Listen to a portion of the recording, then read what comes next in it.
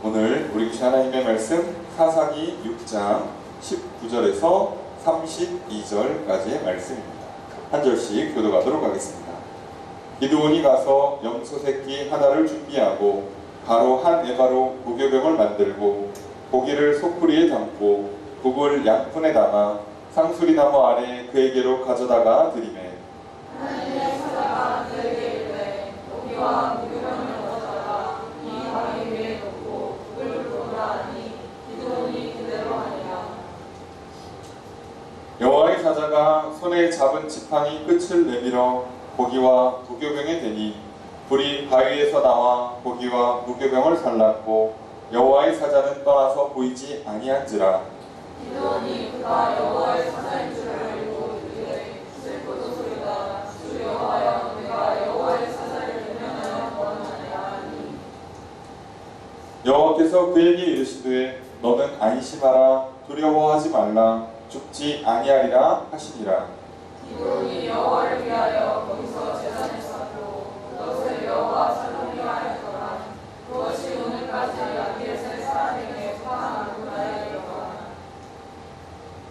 그날 밤에 여호와께서 기드온에게 이르시되 내 아버지에게 있는 수소 곧 7년 된 둘째 수소를 끌어오고 내 아버지에게 있는 바알의 제단을 헐며 그 곁에 아세라 상을 짓고 또 이 산성 꼭대기에 내 하나님 여호와를 위하여 규례대로 한 제단을 쌓고 그 둘째 수소를 잡아 내가 찍은 아세라 나무로 번제를 드리지니라 하시니라.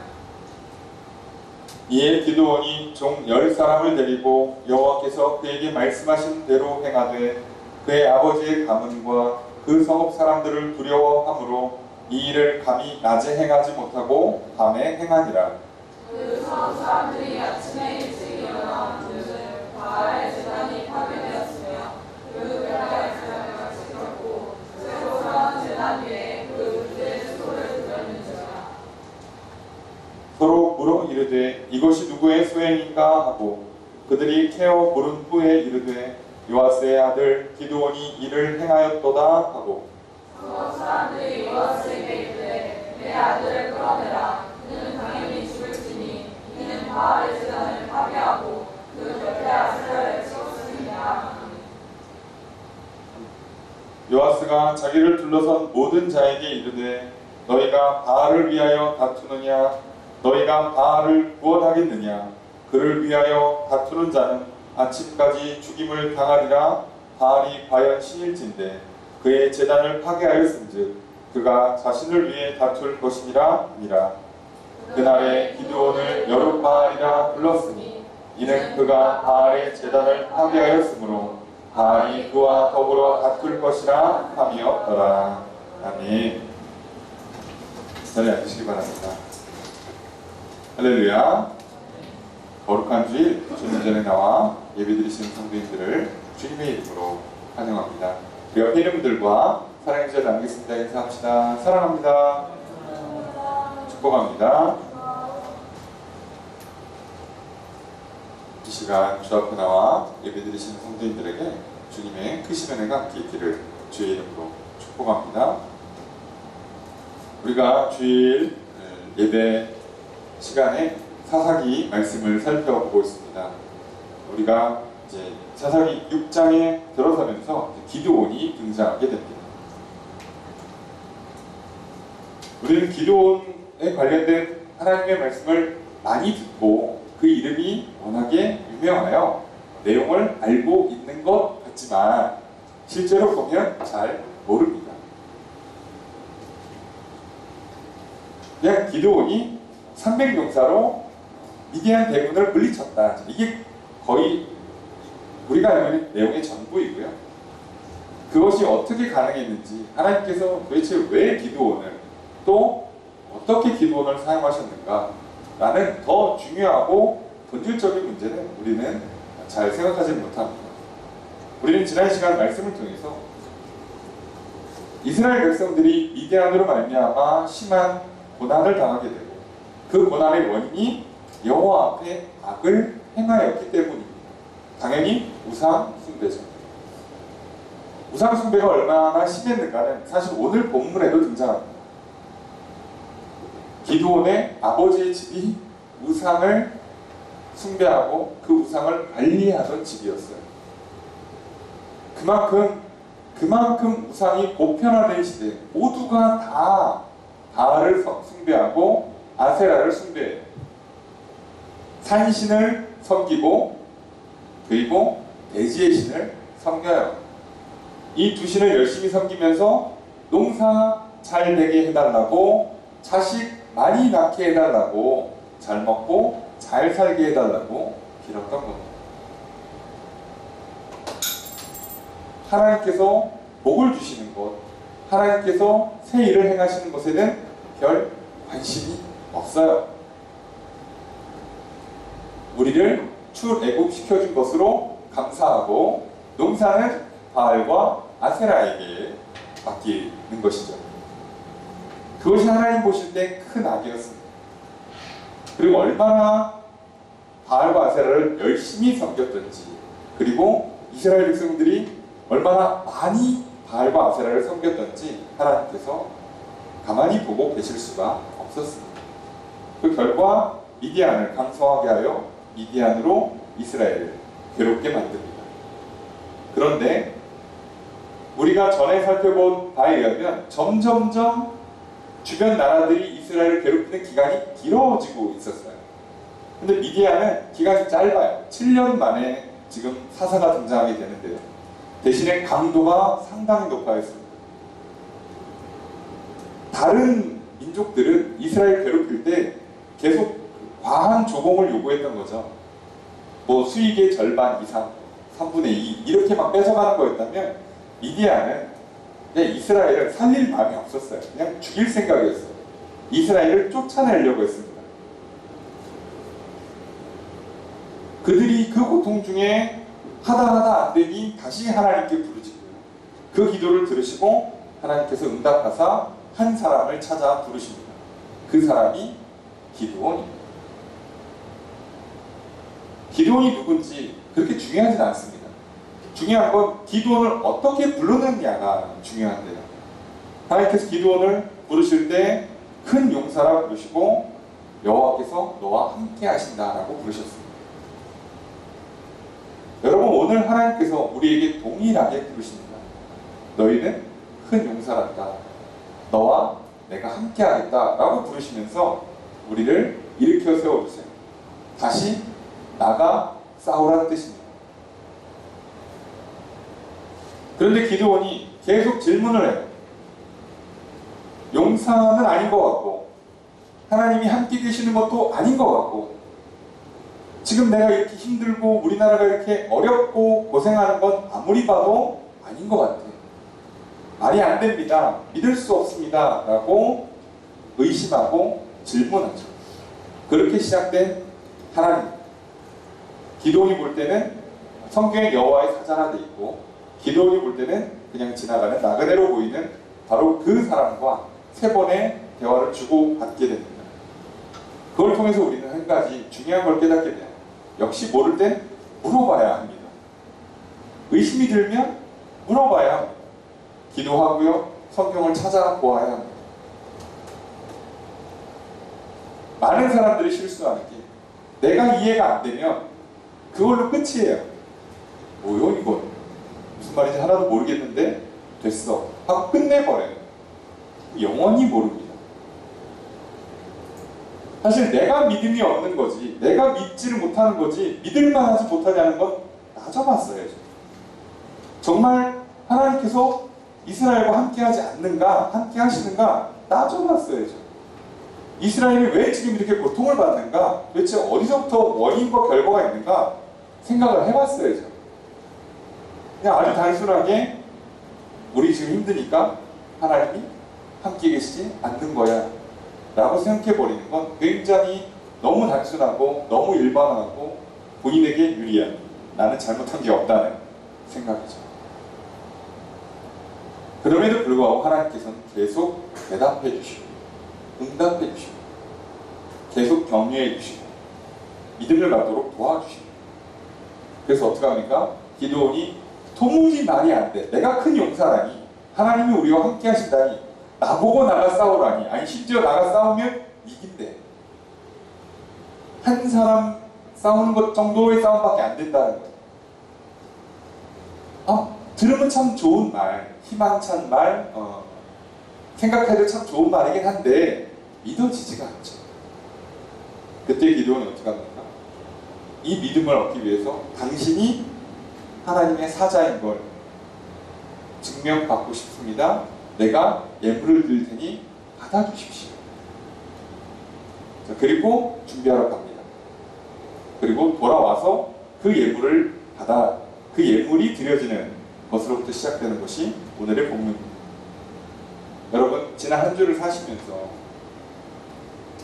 하나님께서 여러분을 향해 큰 용사라 부르시고 함께 하신다고 약속해 주시고 일어나라고, 나가 싸우라고, 마음껏 도전하라고, 너에게 무한한 변화와 가능성이 있고 너가 상상할 수 없는 새로운 일들과 놀라운 일들이 너의 인생에 펼쳐질 것이라고 하나님께서 말씀하시는 것을 들으셨습니까? 혹시라도 그 말씀이 도저히 믿어지지 않는다면 또 묻고 또 질문하고 또 말씀을 찾아보는 그 하나님과의 대화, 끝없는 하나님과의 소통을 하셨습니다. 그리고 그것을 확인받기 위해 하나님께 나의 예배를 드리고 하나님께 나의 예물을 드리며 하나님께서 이걸 기뻐 받아주시고 내 삶의 증거를 허락해달라고 구하셨습니까? 그렇다면 여러분 참으로 잘하셨어요. 계속 그 길을 걸어가십시오. 믿음의 길, 하나님의 말씀을 듣는 길, 그리고 하나님의 말씀을 계속해서 묻는, 그리고 하나님과 계속해서 대화하는 이 믿음의 여정을 걸어가십시오. 하나님은 또 찾아와 만나 주실 것이고 말씀하실 것이고 여러분의 그 어떠한 질문과 의심에도 또 대답해 주실 것입니다. 혹시라도 중간에 멈추셨다면 이 시간 다시 돌이켜 하나님의 말씀을 듣고 또 아멘으로 화답하고 또는 믿지 못하겠다면 믿음을 달라고 구하고 질문하고 또 하나님 앞에 나아가는 그런 시간이 되기를 소망합니다. 오늘 우리 예배 가운데 주님께서 크고 놀라운 은혜를 베풀어 주시고 주의 이름 축복합니다. 자, 그렇다면 기드온이 예물을 준비해서 왔을 때 어떤 일이 일어나는가 살펴보도록 하겠습니다. 19절 말씀 읽겠습니다. 시작. 기드온이 가서 연습기 하나를 준비하고 가루와 네바로 무교병을 만들고 고기를 숯 위에 얹고 물을 양푼에 담아 성수기나무 아래 그에게로 가져가니네. 자, 기드온이 가서 준비해 온 예물은 이렇습니다. 염소 새끼 하나, 가루 한 에바로 무교병, 말 그대로 누룩 않는 떡, 빵이죠. 그리고 고기를 삶았는데 고기는 숯불에 따로 담고 국은 양푼에 담아서 가져왔어요. 그러니 뭐 등에다 메고 양팔에 쥐고 막 혼자서 가져와서 이만큼 가져온 거잖아요.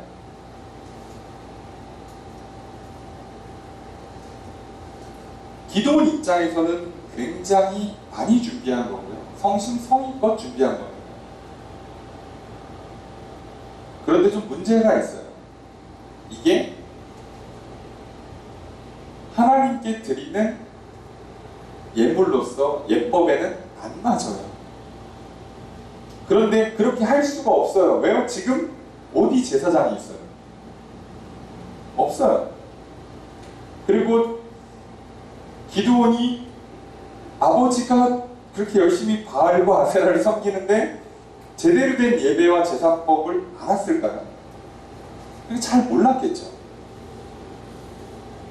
그리고 사실 지금 이게 여호와의 사자라서 여호와께 드리는 예법을 갖춰야 된다는 걸 생각을 했을까요? 그러니까 지금 기드온이 드리는 것은 마치 아브라함이 부지중에 천사를 대접하는 것처럼 정성껏 대접하는 거예요. 이거를 받아주고 축복기도 해주는 방식의 어떤 그 화답을 원하는 거예요. 정확히 말하면 지금 기도는 천사로 보지 않아요. 여호와로 보지 않아요. 그냥 사람이에요. 사람이니까 내가 이만큼 정성껏 대접을 하면 그거 먹고 어떻게 하라는 거예요? 여태까지 했던 그 말, 나한테 큰 용사라고 말했고 거기 함께 하신다고 말해.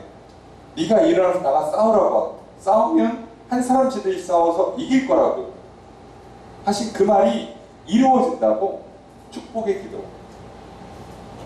그것을 확실하게 해주는 어떤 의식을 치러달라는 거예요. 그렇게 하려고 가져온 거죠. 그러니까 말도 안 되는 가정. 여러분 구약을 잘 보시면 유익해 보신 분들은 알겠지만 율법에 고기 삶아서 국 가져오는 건 없어요. 자, 이해되시죠? 이건 없어요. 어디 하나님께 드리는데 국물을 갖고 와요.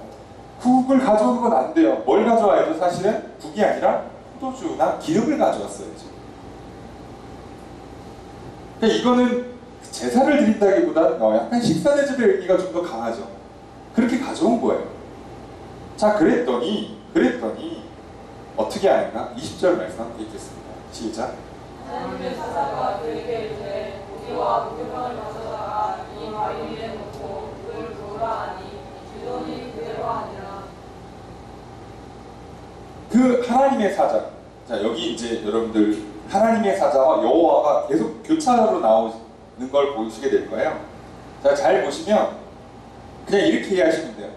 우리가 읽을 때, 독자들이 읽을 때의 독자만 알아보는 장면은 주로 여호와로 되어 있고요. 기드온이 지금 만나고 있는 이 분은 여호와의 사자로 많이 기록이 돼요. 지금 그렇게 구분을 해 설명합니다. 왜냐면 아직 기드온은 하나님인 줄 몰라요. 그냥 하나님의 사자. 어떻게 보면 기쁜 소식을 전해주는 대리인 정도. 그러니까 사람이에요, 사람. 사람으로서의 하나님의 대리인으로 보고 있는 거죠. 그래서 표현을 항상 이렇게 잘 정확하게 구분돼서 쓰는 경향이 있어요. 어찌됐든 지금 기돈이 볼 때는 하나님의 사자, 그냥 지나가는 나그네처럼 보이는 한 사람에게 그걸 대접을 했는데 이 사람이 뭐라고 얘기하는가? 기돈한테 뭐라고 말하는가? 고기랑 무교병은 바위에다가 올려놓으래요. 그리고 국을 부으래요. 이건 또 무슨 경우죠? 자, 이건 어딜 봐도 식사 대접도 아니고 예물을 드리는 것도 아니고 듣도 보도 못한 신박한 장면이 나왔어요. 처음 보는 장면이죠. 그렇잖아요. 여러분, 세상에 동서고금을 막론하고요. 제사를 드릴 때요. 국은 안 보여요. 우리 민족의 제사법에도요. 명절이 되면 무덤에 가서 고기 올리는 거 아시죠? 떡도 올리는 거 아시죠? 그리고 무덤에다가는요 술만 뿌려요. 절대 떡국 뿌리고 그러지 않아요. 큰일 납니다. 그럼 맞아요. 혼나요. 그렇게 제사 드리는 게 어딨어? 그러니까 이런 방식을 드리지 않아요. 어느 나라, 어느 제사법에도 이런 방식의 제사를 드리지 않아요. 그런데 지금 놀라운 거가 이루어지고 있어요. 이걸 요구하는 여호와의 사자나 기드온이나 그대로 한다는 거죠. 여기서 우리는 중요한 걸 깨닫게 돼요. 예배의 핵심은 순종이지 예법이 아니에요. 하나님께서 구약의 율법을 정해주신 것은 그것을 순종하라고 가이드를 준 거지 이것 자체에 어떤 특별한 능력이 있는 게 아니에요. 순종의 능력이 있어요. 그래서 오늘 본문에 이 장면이 이렇게 꼭 기록되어 있어요. 기드온이 그대로 한다. 여러분 성경에요. 그대로 한다고 써있는 말씀은 유의해서 읽으셔야 돼요. 무엇을 했는가. 아니 기드온도 아무리 기드온이 그동안 신앙 상태가 별로였어도 이 장면은 이상하지 않겠습니까? 설마 이게 자연스러웠겠어요? 나그네를 대접할 때도 이런 건 처음 했겠죠? 그가 어쨌든 1년에 의무적으로 최소한 3번 이상 성전에 가서 예배를 드려야 되는데 성막에 가서 예배를 드릴 때도 이런 건 처음 봤겠죠? 그러니 기도원 입장에서는 이건 난생 처음 보는 일이에요. 그럼에도 불구하고 시키는 대로 해요. 이게 예배예요. 어떻게 보면 예법도 부족하고요. 이해도 부족하고요. 자세, 태도 다 부족하고요. 뭔가 장소, 형식 모든 게 다 부족해요. 그냥 제단도 없어 바위 위에다 올려놓은 거예요. 다 부족한데 이게 왜 예배가 받아들여지는가? 여호와의 사자가 말한 대로 그대로 행했기 때문에 여러분 오늘 우리 예배도 똑같습니다. 건물이 훌륭해야 되는가? 뭐 예배의 어떤 형식과 형태가 완벽해야 되는가? 예? 뭐 시간이 탁탁탁탁 막 순서대로 맞아 들어가고 막 음향이 좋고 여러분들이 막 복장이 어느 정도 통일되어 있고 막 질서가 있고 막 성가대의 아름다운 찬양과 뭐 아름다운 뭐 시스템과 뭐 안내들이 막 모든 게 잘 돼 있고 그 예배가 받아들여지는 게 아니라 하나님의 말씀을 듣고 순종하는 예배가 받아들여지는 거예요. 이건 우리가 늘 잊지 않으셔야 돼요. 이게 거의 예배의 전부라고 보셔도 돼요. 예배의 가장 중요한 게 순종이에요. 그러니 오늘 우리가 하나님 말씀에 순종함으로 예배를 드리는 거고요. 하나님 말씀을 듣고 순종하겠다는 결단으로 예배를 드리는 거예요. 다른 겁니다.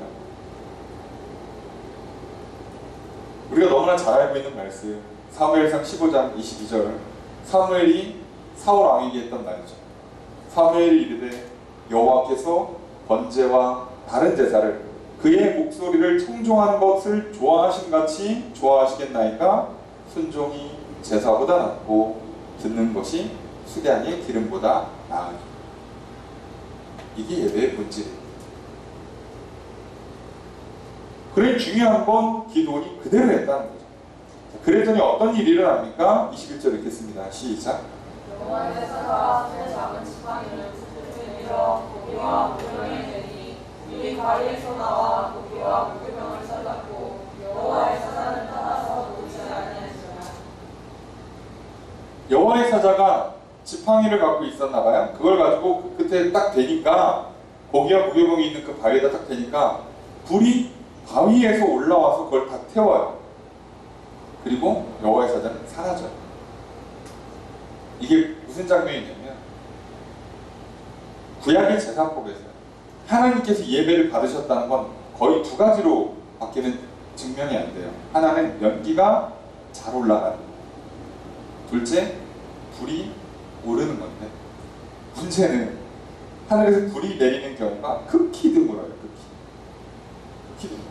이거 비슷한 장면이 여러분 아시는 것처럼 엘리야가 갈멜산에서 그 바알 아세라 제사장들과 850대 1로 싸움을 붙을 때 그때도 똑같이 해요. 제물 바치고 도랑 파고 막 물 갖다 붓고 그리고 나서 그때 기도할 때 하늘에서 불이 내려요. 그러니까 하늘에서 직접 불이 내리는 건 극히 드물어요. 성경 전체를 통틀어서 극히 드물어요. 자, 그러니 아무리 기드온이 신앙 상태가 별로 안 좋았을지라도 이 장면이 무슨 장면인지 알아요. 그럼 이거 어떻게 되는 거예요? 지금 여호와의 사자 나그네로 보였던 그 사람이 여호와의 사자였던 게 아니라 하나님의 천사 아니면 하나님이 직접 임하신 거예요. 그리고 하나님의 천사가 본인이 천사라고 얘기 안 했으면 100% 하나님인 거가 됩니다. 그래서 이제 기드온은 하나님이셨구나 를 깨닫게 됩니다. 그럼 놀라운 장면이 이루어지죠. 왜요? 여러분 이 예배가 왜 가능한가? 이 말도 안 되는 예배가 왜 가능한가? 하나님이 제사장이 되셔서 갖고 오라는 제물을 받아서 본인이 불 붙여서 올렸어요. 내가 그렇게 받겠다는데 예배 끝났죠. 그래서 순종이 중요한 거예요. 하나님 말씀에 순종하는 게 왜 중요한가? 그분이 받으시는 분이고 그분이 제사장이세요. 오늘 우리들의 입장에는 마찬가지 아니겠습니까? 예수님이 우리의 대제사장 되세요. 하나님께 우리가 예배를 드려요. 그럼 예수님이 하라는 대로 하면 그게 예배가 되는 거예요. 다른 겁니다. 다른 게 없죠. 이 놀라운 예배가 받아들여진과 동시에 기드온은 큰 슬픔에 빠집니다. 이게 또 무슨 경우예요? 예배를 받아주셨는데 아니 난 큰 용사라며 하나님이 함께 하신다면서 나가 싸움을 이긴다며 그것이 확증되는 이 예배가 연락되는 이 귀한 순간에 기드온은 슬픔에 빠져요. 왜 그러는가? 22절 말씀 함께 읽겠습니다. 시작. 기드온이 그가 여호와의 사자인 줄 알고 이르되 슬프도소이다 주 여호와여 내가 여호와의 사자를 대면하여 구하나이다 하니. 기드온이 이 은혜의 순간에 깊은 슬픔에 빠져요. 왜요? 여호와의 사자를 대면에서 봤다. 쉽게 얘기하면 여호와께서 현현에서 나타난 것을 내가 직접 만났다는 거예요. 근데 그럼 왜 슬픈가? 모세의 율법에, 구약의 율법에 따르면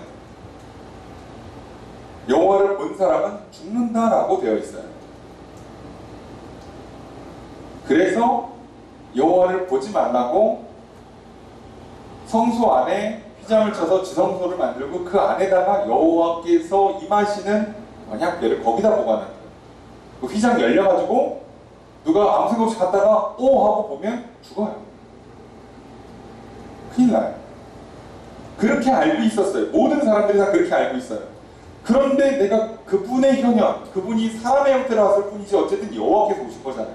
봤어. 나 어떻게 되는 거예요? 죽어요. 뭐 큰 용사고 뭐 여호와께서 함께 하시고 나가 싸워서 이기고 말고도 전에 죽어요. 그러니까 어떻게 해요? 아, 슬프다. 이게 뭐지? 빨리 알아챘어야 되는데 잘못했다. 큰 실수다. 망했다.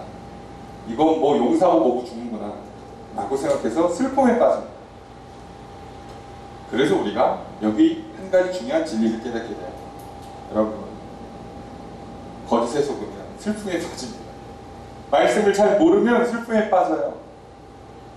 우리를 불행하게 만드는, 우리를 슬프게 만드는 가장 큰 이유가 뭐예요? 잘못된 생각, 잘못된 지식, 잘못된 정보 때문입니다. 대부분 그것 때문에 슬픔에 빠져요. 사실 지나고 보면요, 그때 내가 왜 그랬을까 싶은 일들이 참 많아요. 별거 아니었거든. 막 인생이 끝난 거 같고, 망한 거 같고, 죽을 거 같고, 막 큰일 일어날 거 같고, 막 큰 사고 날 것 같아갖고, 막 벌벌 떨고, 막 발 동동 구르고, 막 예민하게 굴고, 막 울고 난리를 쳤는데, 지나고 보니까 그냥 아무 일도 아니에요. 그냥 지나가. 한 두세 번 반복하면, 그냥 그러려니 하고 넘어가는 그런 일인데도 불구하고, 처음엔 그래요. 왜요? 잘못된 정보 때문이죠. 하나님 말씀 안에서 우리가 기뻐해야 할 걸 기뻐하고 슬퍼해야 할 걸 슬퍼해야 되는데 우리는 하나님 말씀 없이 하나님의 말씀이 기준이 아니라 내가 알고 있는 지식, 내 경험이 기준이 돼서 그 기준을 가지고 슬픔에 빠져요. 지금 모세의 율법에 하나님을 직접 본 사람은 죽는다가 무슨 뜻인지를 기도는 정확히 알지를 못해요. 그 의미가 뭐예요? 우리는 부정하기 때문에 죽는 거예요. 그러면 여호와 앞에 대제사장이 1년에 한 번 들어갈 때 살아서 나오잖아요. 그럼 이 사람은 어떻게 살아서 나와? 여호와를 만나거든. 정결케 하는 의식을 행해서 죄를 용서받았기 때문에 사는 거예요. 그런데 이제 인간이니까 순간에 죄를 질 수 있으니까 어떻게 해요? 가기 바로 직전에 정결 의식하고 확 들어가서 이제 하나님 만나고 나오는 거잖아요. 그럼 기도원 입장에서는 뭐가 가능해요? 여호와를 직접 만났지만 여호와께서 뭘 받아주셨어요? 나의 예배를 받아주셨잖아요. 예배를 받아주셨다는 게 무슨 뜻이에요? 나의 죄를 용서해 준다는 거고 하나님께서 하신 말씀은 이루어주겠다는 뜻이기도 해요. 그러면 기도원이 제대로 알고 있었다면 이 예배가 연락된 순간에 기뻐 춤을 춰도 지금 시원찮잖아요. 내가 큰 용사가 맞았어. 여호와께 나랑 함께 하실 때, 야 싸우면 이긴대. 미디안 이제 끝났어. 7년간 고생하고 생각하면 너는 그냥 좀만 기다려. 내가 사람 모아서 갈 테니까 너는 하여간에 죽었어. 자, 이러고서 막 기뻐 날뛰어야 되는데 반대가 됐어요. 망했다. 뭐 용사고 뭐고 싸우기도 전에 나는 죽었다. 야, 내가 죄인인데 여호와를 봤구나. 죽었네. 이러고 있으니 이게 얼마나 안타까워요. 우리가 하나님 말씀을 제대로 알지 못하는 그 한 가지 사실이 우리를 이렇게 비참하고 슬프게 만들어요. 우리 인생을 불행하게 만든다. 그럼 생각해보세요. 원래는 응당 기뻐해야 될 순간 있잖아요.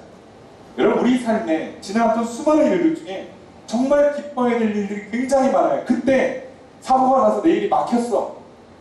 할렐루야 해야 되는 거예요. 그때 일이 잘 풀려서 달려갔으면 죽어요. 진짜로 망해. 그때 그렇게 브레이크 걸리는 바람에 내가 지금 안전하게 살고 있는 거라고. 우리 2020년 코로나를 만나서 와 엄청 다 불행을 느끼고 있어요. 슬프죠. 괴롭죠. 하지만 하나님께서 우리와 함께 하시고 하나님께서 일을 통해서 일하셔서 결과적으로 하나님께서 우리를 함께 하시고 우리를 도와주시고 우리를 통해 새 일을 행하신다면 우리는 코로나 때문에 슬퍼할 필요가 없어요. 그럼 우리는 코로나 때문에 힘드냐 괴롭냐 먹고 사는 게 어려워졌냐를 따지기 전에 과연 하나님께서 오늘 나와 함께 하시는가, 우리와 함께 하시는가, 무엇이라고 말씀하시는가, 여기에 집중을 해야죠. 그리고 그것이 맞다면 우리는 코로나고 뭐 그냥 기뻐하는 거예요. 하박국이 얘기했잖아요. 아니 분명히 하나님 말씀 드리니까 나라가 망한대. 이게 말이 돼? 그런데도 불구하고 뭐라고요? 하나님께서 지금은 망하게 하지만 70년 뒤에 다시 돌아와서 다시 회복하겠다. 너네는 지금으로서는 회복할 방법이 없어. 다시 갈아엎어야 돼. 그 얘기를 들은 하박국 뭐라고요? 무화과 나무 잎이 말라도 포도 열매가 없어도 감람나무가 열매가 없어도 우리 양이 없고 외양간에 송아지가 없어도 나는 여호와를 기뻐한다. 왜요? 하나님 지금 함께 하시는 거잖아요. 비록 나라를 망할지라도 그 나라가 망할지지만 결국은 회복할 거잖아요. 그래서 기뻐하는 거예요. 오늘 우리에게 코로나를 비롯해서 우리 인생에 많은 어려움들이 찾아올 거예요. 시대를 잘못 태어났다고 너무 원망하지 마세요. 저희 세대는 대학 가려니까 IMF 터지고, 네? 취업하려니까 금융위기 터지고, 이제 좀 먹고 살만하냐 싶었더니 코로나 터지고. 자, 이미 벌써 4년 다 맞았어요. 20년 만에. 뭐 국제 정세가 미쳐 돌아갑니다. 방법이 없어요. 우린 이걸 보고 기뻐하냐 슬퍼하냐가 아니에요. 오늘 하나님께서 나에게 뭐라고 말씀하시는가, 함께 하시는가, 그거면 돼요. 참 기도원이 얼마나 안타깝습니다. 여기서 슬퍼요, 울어요. 예배에 잘 들여놓고 울어요. 자, 그랬더니 뭐라고 말씀하시는가? 23절 말씀 함께 읽겠습니다. 시작.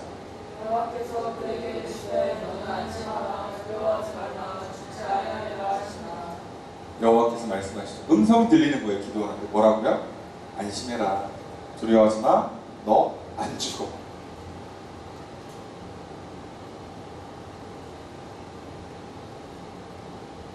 그 이야기를 들은 기도원이 어떻게 합니까? 24절 읽겠습니다. 시작. 기도원이 여호와를 위하여 거기서 제단을 쌓고 그것을 여호와 설명이라 하였더라. 그것이 그까지 아벨 세 사람에게 속한 언약이더라. 기도원이 이 말을 듣고 어떻게 합니까? 여기다가 제단을 쌓아야겠다. 그죠? 보통 하나님 만난 자리에 제단을 쌓아요. 뭐 저라도 그럴 것 같아요. 그죠? 어디서 쌓아? 만난 이곳이 기념 장소잖아요. 여기다 제단을 쌓고, 그리고 그 제단을 쌓고 이 장소의 이름을 뭐라고 부르냐? 여호와 살롬이라고. 옛날에 샬롬이라고 해요. 제가 궁금해서 원어 발음을 들어봤어요. 아, 이게 굉장히 애매합니다. 샬롬, 제 귀에는 더 샬롬에 가깝게 들리긴 하는데요. 근데 지금 살롬으로 그냥 통일하는 거예요. 자, 이 살롬이 늘 알고 있는 것처럼 예루살렘, 네, 똑같은 단어에 변형만 한 겁니다. 아, 살롬, 다 살롬이에요. 근데 여러분, 뭐 히브리 발음이나 영어 발음을 들으시면 샬롬 들리실 거예요. 자, 하여간에 어쨌든 한국 표기는 살롬으로 통일을 좀 시킨 것 같아요. 그래서 옛날부터 성경을 좀 보신 분들은 난 기억이 샬롬인데 라고 하시겠지만 그냥 표기를 통일했다 정도로 이해하시면 될 것 같아요. 여호와 살롬이라고 설명을 안 해줘요. 네. 보통은 뭐다라고 설명을 해야 되는데 설명을 잘 안 해줘요. 자, 이게 뭐냐면 설명할 필요가 없죠. 여호와 살롬, 여호와 말 그대로 여호와, 살롬 평화, 평강, 이걸 붙여놨기 때문에 굳이 해석하면 여호와는 평화다, 여호와는 평강이시다, 여호와는 평화이다.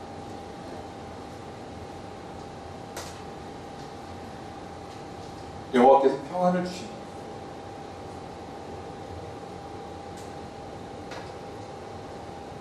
자, 그러니 지금 기드온이 여호와 살롬 하나님으로부터 평안을 어떻게 얻었는가를 잘 생각해보면 아주 단순한 결론에 도달하게 됩니다. 찾아오신 여호와를 만났고 그분께 예물을 드렸고 그 예배가 받아들여졌고 본인의 잘못된 생각이 고쳐졌어요. 그러니 결국 평안이라는 것은 하나님 안에서 누리는 것입니다. 역시나 세상에서는 이런 평안을 얻을 수가 없어요. 온갖 잘못된 지식과 정보 때문에 우리는 평안을 얻을 수가 없어요. 웃어야 될 때는 못 웃고 울어야 될 때는 안 울고 그러는 반대의 삶을 살아요. 그리고 전반적으로는 대부분 슬픈 삶을 살죠. 안타깝게. 여호와 샬롬, 하나님의 평강은 하나님이 나를 만나줄 때 누리는 것, 하나님을 예배할 때 누리는 것. 여러분 이 땅에 살면서 참된 평안을 얻기를 원하십니까? 그러면 찾아와 만나주시는 하나님을 영접하십시오. 내 귀에 들려주시는 하나님의 말씀을 들으십시오. 그리고 순종함으로 하나님을 예배하십시오. 그러면 세상이 줄 수 없는 평안, 아니 세상에선 도저히 누릴 수 없는 평안을 얻게 되실 것입니다. 기드온이 바로 그 평안을 얻었습니다. 그 평안을 얻고 집에 가서 평안히 발 뻗고 잠을 자려는데 그날 밤에 하나님께서 찾아와서 말씀하십니다. 25절, 26절 읽겠습니다. 시작. 그날 밤에 여호와께서 기드온에게 이르시되 내 아버지에게 있는 수소 곧 수련된 둘째 수소를 끌어오고 내 아버지에게 있는 바알의 제단을 올려 그 곁에 아세라 상을 짓고 또 이 산성 꼭대기에 내 하나님 여호와를 위하여 이레대로 한 제단을 쌓고 그 둘째 수소를 잡아 내가 찍은 아세라 나무로 번제를 드리시리라 하시니라. 자, 평안히 발 뻗고 잠자나 싶었는데 여호와께 나타나셔서 말씀하시는데, 그러니까 그걸 기드온에게 주시는 첫 번째 사명, 첫 번째 임무가 됩니다. 그게 무엇인가?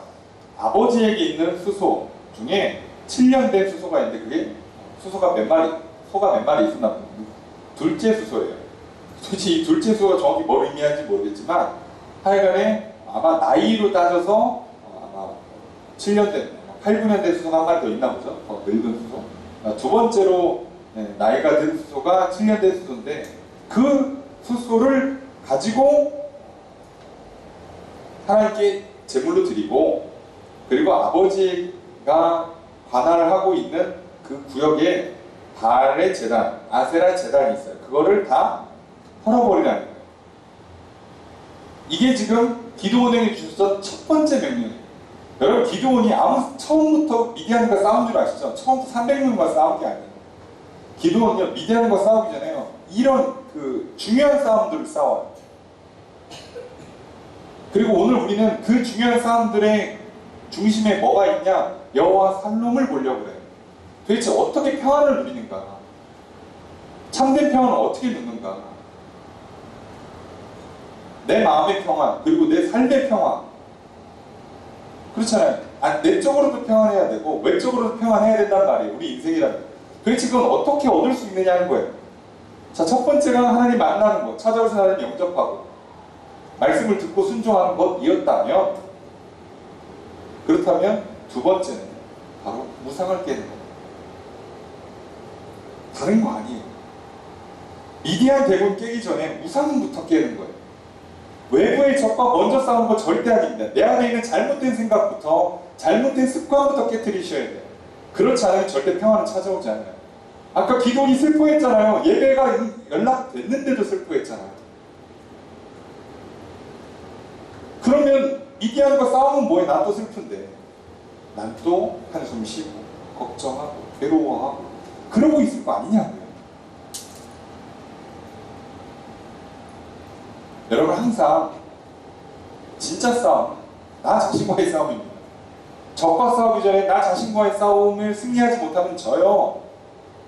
외부의 적과 싸우기 전에 내부의 적을 이겨야 돼요. 내부에 배신자가 있든가 내부에 분열이 있든가 그러면요, 전쟁 절대 못 이깁니다. 그러니 전쟁을 승리하기 위해서는 내부에서부터 이미 승리를 이루어 놔야 되는 거예요. 세상에 기도원은요, 아버지가 앞장서서 우상을 숭배하고 있었어요. 그 집이 아들이에요. 하나님 그럼에도 불구하고 기도원을 부르십니다. 그건 중요하지 않아요. 뭐 우리가 집안 대대로 뭐 다른 종교에 우리 할머니 할아버지부터 뭐를 산에다 절을 세웠느니 무당에다가 뭘 했느니 그런 거 중요하지 않아요. 어차피 그건 깨부시면 되거든요. 어려서부터 내가 굉장히 안 좋은 습관이 있었다, 나는 부정적인 사고에 쩌들어 있다, 아니 상관없어요. 그냥 오늘부터 깨부시면 돼요. 중요한 건 그 싸움이 먼저라는 거죠.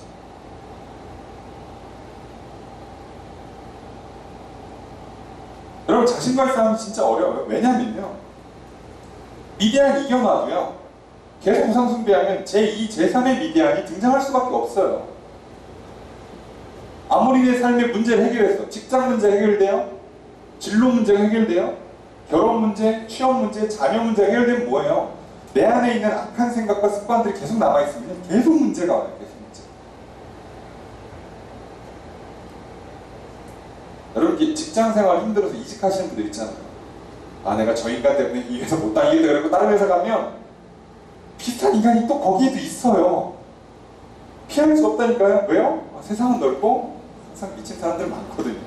피할 방법이 없어요. 그럼 어떻게 돼요? 그 사람들을 상대할 수 있는 힘을 갖춰야죠. 그 사람들을 이길 수 있는 힘을 내가 갖춰야죠. 그 방법 외에는요, 피하는 건 답이 아니에요. 언제까지 피할 거야? 싫은 거 안 해?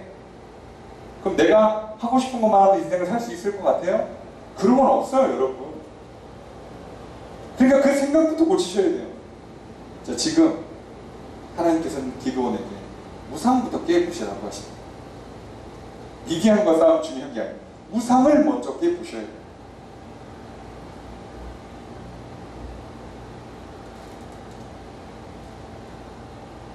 여러분, 오늘 우리도 마찬가지입니다. 여러분, 여호와 샬롬, 내 안에 참된 평안, 내 인생에 참된 평안이 있기를 원하십니까? 그러면 우상을 먼저 깨부십시오. 내 환경, 내 주변에 있는 우상을 깨기 전에 먼저 내 안에 있는 우상부터 깨셔야 돼요. 하나님의 말씀을 듣지 않게 만드는 나의 생각, 나의 의지, 나의 힘과 능력, 나의 힘과 능력이 되어주는 사람, 내가 힘과 능력이 될 거라고 믿고 있는 세상의 어떤 방법들, 원리들, 그것을 잡고 있는 한 우리 절대 평안할 수가 없어요. 이것들을 깨뜨리고 하나님을 만나고 하나님의 말씀을 듣고 순종하는 예배자로 살아갈 때 우리는 평안을 얻게 되는 것입니다. 그러니 우상을 깨뜨립시다. 그래야 여호와 살로 평안이 임합니다. 자, 그럼 이제 당연히 기도원이 우상을 깨뜨리겠죠. 자, 어떻게 깨뜨리는가? 27절, 28절 읽겠습니다. 시작. 기도원이 좀 여러 사람을 데리고 여호와께서 그에게 말씀하신 대로 행하되 그의 아버지의 가문과 그 성읍 사람들을 두려워함으로 이 일을 감히 낮에 행하지 못하고 밤에 행하니라. 여기까지만 읽겠습니다. 자, 기드온이 이게 우상이라는 게 결국 나무든 아니면 거기에 이제 금이나 은을 입히든 동을 씌우든 하여간 그렇게 만드는데 주로 나무예요. 이 당시에는 나무라는데 요만하게 깎을 리가 없어요. 거의 사람 사이즈, 또 사람의 한 두세 배 사이즈로 만들어요. 그러니까 이걸 혼자 하기가 힘들어요. 워낙 규모도 크고, 그리고 다 부신하는 것도 일이고, 이게 지금 나무라서 이거 다 부시고 그 나무로 재단에 땔감으로 쓰라고 하시잖아요. 그러니까 이걸 해야 되는데 혼자 못하겠으니까 총 10명을 데리고 가요. 여러분, 내 안에 있는 우상, 내 삶에 있는 우상들 깨부시는 거 혼자 하기 힘들 때 많아요. 당연히 혼자서 힘든 경우가 대부분 많습니다. 혼자서 해야 되는 것도 있지만 상당 부분은 혼자서 어려운 경우가 많습니다. 그러니 함께 하십시오. 도우시는 성령님과 함께 하시고 도울 수 있는 믿음의 사람들과 함께 하십시오. 잘 생각하셔야 돼요. 혼자서 해야 되는 문제가 있고요, 혼자서 잘 안 되는 게 있어요. 그리고 거의 대부분은 혼자서 잘 안 돼요. 몇 번 설명드렸어요. 사람은 자기 생각을 보지를 못해요. 자기 얼굴 표정조차도 보지를 못해요. 난 괜찮아요 하지만 그걸 내가 어떻게 알아? 나는 괜찮다고 생각하는 거지. 내가 괜찮은지 안 괜찮은지는 상대방이 아는 거예요. 괜찮아 보이는지 안 괜찮아 보이는지는 상대방이 훨씬 정확히 봐요. 내가 어떤 생각과 어떤 감정을 갖고 있는지 내 얼굴, 내 눈빛에서 다 드러나요. 아니에요, 저 그런 사람 아니에요. 백날 얘기해도 소용없어요. 나는 나를 오히려 모릅니다. 그래서 우리는 항상 거울을 보셔서 우리 외형을 확인해야 돼요. 사람이라는 거울을 통해서 나를 비춰보아야 돼요. 자기는 절대 자신을 몰라요. 그래서 우리가 잘 알고 있잖아요. 그 사람이 누군지 알고 싶으면 주변 사람들을 보면 돼요. 친구가 누군지 보면 거의 100%예요. 웬만하면 끼리끼리 어울리거든요. 뻔합니다. 뻔해요. 사람 참 자기를 알기 어려워요. 그러니 혼자 안 되면 항상 같이 하시는 게 맞아요. 10사람 데려가요. 자, 그런데 말씀하신 대로 행하긴 해요. 근데 낮에 하긴 좀 쫄려요. 이게 너무 보는 데서 그냥 막 사람들 다 있는 데서 막 그냥 우산 막 내리치고 그러면 이게 뭐 하는 시야? 그럼 이제 싸움 나니까. 그래서 어떡합니까? 10명 데리고 밤에 후딱 여러분, 밤이고 낮이고 중요한 거 아니에요. 하면 돼요. 그렇잖아요. 사람들 너무 많은 데서 하기 어려우면 저기 없는 데 가서 하시면 돼요. 상관없어요. 하는 게 중요해요. 하는 게. 항상 하는 게 중요해요. 어떻게 하느냐는 사실 두 번째 문제고요. 늘 중요한 건 하느냐 마느냐의 싸움이기 때문에요. 하셔야 돼요. 그러니까 여러분, 오늘 우리들이 어떻게든 하면 돼요. 그러니 하십시오. 맨날 이걸 낮에 합니까? 밤에 합니까? 이런 거 너무 고민하지 마시고 어떻게 해야 돼요? 따지지 말고 하기만 하시면 돼요. 그러니 혼자서 어려우시면 함께 하시고, 그리고 낮에 안 되면 밤에라도 결국은 하시면 돼요. 자, 그렇게 해서 결국은 했어요. 했더니 무슨 일이 일어나는가? 사람들이 아침에 일어나 보니까 재단 다 망가져 있죠? 자, 그리고서 그 나무들은 어디 저쪽에 옮겨져 저기서 소 한 마리 타고 있죠? 이게 무슨 일이야? 난리가 났어요. 그래서 사람들이 뭐라고 얘기하는가? 29절, 30절에 됐습니다. 시작.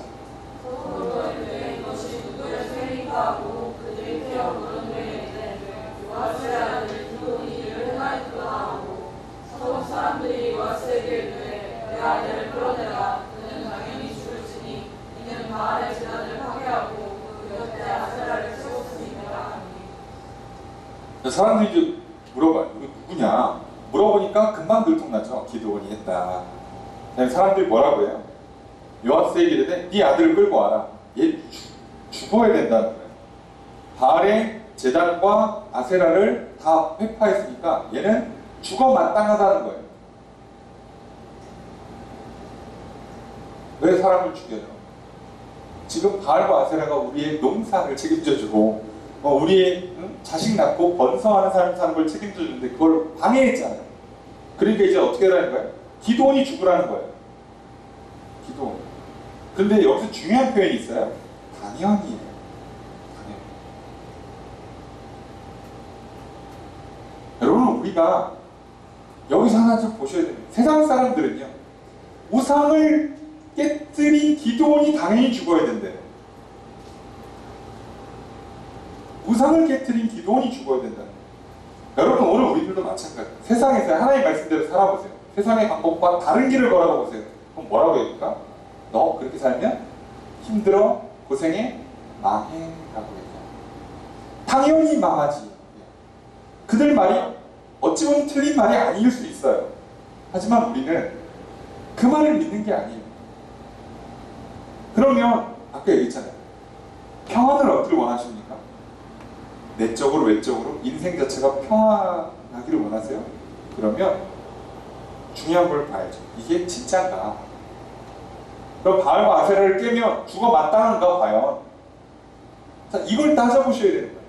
여러분, 세상 사람들이요, 야, 대학을 안 가면 망해. 대학 가서 이런 거 안 하면 인생 망해. 젊었을 때 이거 미리미리 안 해놓으면 네 인생 망해. 뭐 안 하면 안 돼. 다 얘기하는 게 있어요. 우리는 한국에서 또 그렇고, 또 한국에서만 통하는 게 있고, 미국 가면 또 다르고요. 또 중국 가면 또 다르고요. 뭐 일본 가면 또 다르고요. 다 달라요. 나라마다 다 달라요. 근데 각 나라마다 꼭 해야 된대. 이거 안 하면 안 된대. 그런 게 엄청 많아요. 그것 때문에 우리 늘 마음에 평안이 없어요. 불안하죠. 교회 열심히 다니고 있는데 그러면 안 됩니다. 요즘은 덜하죠. 제가 대학 다닐 때는요, 술 안 마시면 사회생활을 못하는데, 그래서 네 인생이 망할 거래요. 취업과 승진에 큰 장애물이 될 거라고 얘기합니다. 요즘 그런 얘기 들어보셨어요? 너 술 안 마시면 취업이 안 되고, 취업해서 회사에서 승진이 안 되고 사회생활이 안 되라고 얘기하는 얘기가 잘 안 들리시죠? 왜요? 그 사이에 바뀌었어요. 20년 사이에 바뀌었어요. 그런데 여러분, 제가 대학 갈 때만 해도요, 심지어 교회에 다니시는 분들조차도 대학생 젊은이들한테 그래도 한 잔 정도는 배워더라고 얘기할 정도의 분위기였어요. 그만큼 안 된다는 거예요. 여러분, 우상이 이렇게 무섭습니다. 강력한 저항을 해요. 그럼 확인을 해야죠. 31절, 그 아버지 요아스, 그 우상을 세운 사람, 관리하고 계신 분이에요. 기드온의 아버지. 아버지여서 아들 편 들어준 건지, 아니면 이분이 이렇게 믿고 있는 건지 모르겠지만 뭐라고 얘기하냐면, 아니 그 니들이 무슨 바알을 위해서 싸워주냐? 바알을 니들이 구원해? 그러면 바알이 무너졌는데, 그럼 뭐 기드온 죽이면 그 우상이 막 다시 세워져? 그 얘기잖아요. 어떻게 니들이 바알 구원하냐는 거예요. 자, 그러니까 바알한테 저항했으면 바알이 이제 반격을 해야 되는 게 맞다. 그러니까 냅둬, 내일까지. 바알이 진짜 신이면 기도는 죽겠지. 그래서 그가 자신을 위해 내줄 것이다. 바알이 자기를 위해서 싸울 거라는 거예요. 나름 일리 있는 말이죠. 맞아요. 이렇게 생각하셔야 돼요. 이렇게 생각할 수 있는 분이 왜 바알을 섬겼는지 모르겠지만 하여간에 기드온의 아버지가 이렇게 생각을 했어요. 아들 때문이 정신 돌아온 건지, 아니면 진짜로 그렇게 생각하는지 모르겠지만 무튼 그래요. 그랬더니 어떻게 됩니까? 그 사람들이 기드온을 뭐라고 불러요? 여룻바알. 바알이 그랑 기드온이랑 싸울 거다 라는 별명을 붙여줘요. 그런데 어떻게 됩니까? 기드온이 다음 날도 잘 살아있고 그 다음 날도 잘 살아있고 계속 잘 살아있어요. 사람들이 아니 이상하네. 참, 당연히 죽어야 되는데 망해야 되는데 왜 잘 살지? 바알을 깨뜨렸고 아사를 깨뜨렸는데 왜 잘 되지? 저 사람은 세상 사람들이 다 말하는 방식대로 사회생활 안 하고 있는데 왜 잘 되지?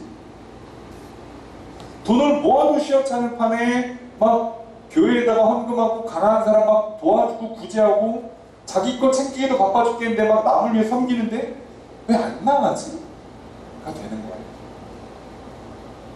사람들이 머쓱하죠. 이게 중요한 거예요. 여호와 샬롬. 세상에서 당연하게 받아들이는 걸 받아들인다 해도 내 안에 평안이 오지 않아요. 남들이 하라는 거 다 한다고 평안이 옵니까? 안 와요. 여러분 착각하지 마세요. 한국 사람 평안한데 미국 사람 불편할 수 있다니까요. 미국에서는 이러다 전쟁 나는 거 아니야? 그런데 우리는 전쟁이 왜 나? 그러고 있잖아요. 맨날 그러고 있지 않습니까? 누가 맞는 거예요? 누가? 둘 다 틀렸죠. 그런 식으로 평안할 수 없어요. 이렇게 해야 인생이 성공한다. 이렇게 해야 잘 된다. 노후를 이렇게 대비해라. 아니 우리가 평균 수명이 60에서 80으로 늘어날 줄 알았어요? 80에서 100으로 늘어날 줄 알았습니까? 우리가 지금 100이라는 전제 하에 지금 나를 얘기해주고 있잖아요. 그 100이라는 삶을 기대 수명을 갖고 당연히 이때는 이렇게 해야 된다고 얘기를 해요. 그렇게 하면 난 진짜 100살 살다 죽어요. 누군가는 또 50, 60에 죽을 수도 있고요. 누군가는 7, 80에 죽고요. 누군가는 90, 100에 죽고요. 또 누군가는 좀 더 살아가지고 110, 120에 죽을 수 있잖아요. 어떻게 알아요 그걸? 모릅니다. 그러니 그렇게 한다고 해서 진짜 평안을 누릴 수 있냐고요? 몰라요.